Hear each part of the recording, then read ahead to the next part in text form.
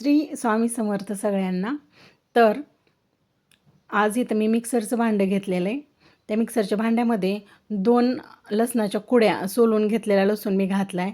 त्यानंतर 5-6 हिरव्या मिरच्या घातल्यात, थोडंसं जिरं घातलं आहे आणि मीठ घातलं आहे।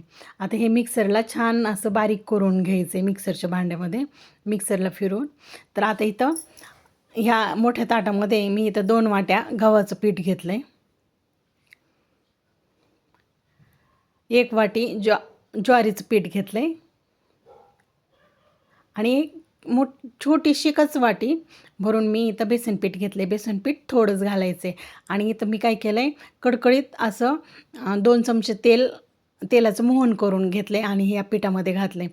आणि आता हे काय करायचं, छान असं सर्व गरम तेल आहे की नाही, सर्व पिठाला पोहोचेल अशा पद्धतीने मळून घ्यायचं कोरडंच। नंतर त्यामध्ये मी 2 चमचे ओवा घातला आहे।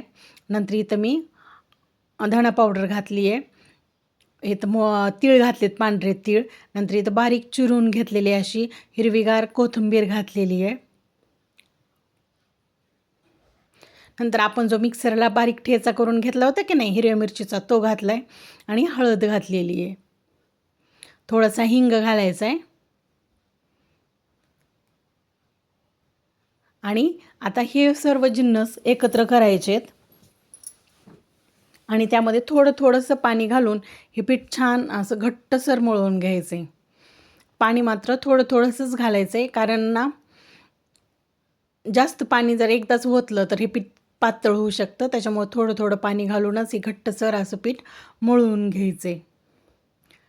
म्हणजेच आपण पुऱ्याला जसं पीठ मळतो की नाही तशा पद्धतीने हे पीठ असं मळून घ्यायचं आहे। आता इथं आपलं पीठ मळून झालं आहे, त्याचा असं मोठा असा उंडा घ्यायचा आहे आणि तो पोळपाटावर लाटून घ्यायचा आहे। आता मी ह्याला इथं थोडंसं तेल लावलेलं आहे, त्याच्यामुळं तो पोळपाटाला इथं चिटकत नाही आहे। आणि त्याची मोठी अशी चपाती लाटून घ्यायची आहे आणि नंतर त्याचे काय करायचे आहेत, अशा ग्लासच्या किंवा वाटीच्या साहाय्याने पुऱ्या पाडून घ्यायच्या आहेत। अशा पद्धतीने मी इथं सर्व एकसारख्या पुऱ्या करून घेतलेल्या आहेत, पाहू शकता तुम्ही। आता आपण मी अगोदरच इथं तेल गरम करायला ठेवलं होतं। आता त्याच्यामध्ये ह्या पुऱ्या मी तळायला घातल्यात, पाहू शकता तुम्ही किती छान अशा टम्म फुगल्यात ह्या पुऱ्या। आणि शिवाय आपण ग्लासाच्या साहाय्याने त्या केल्यामुळं आकारही सर्व पुऱ्यांचा सारखा आलेला आहे। अशा पद्धतीने मी सर्व पुऱ्या करून घेतलेल्या आहेत, पाहू शकता तुम्ही कशा टम्म फुगल्यात ह्या पुऱ्या।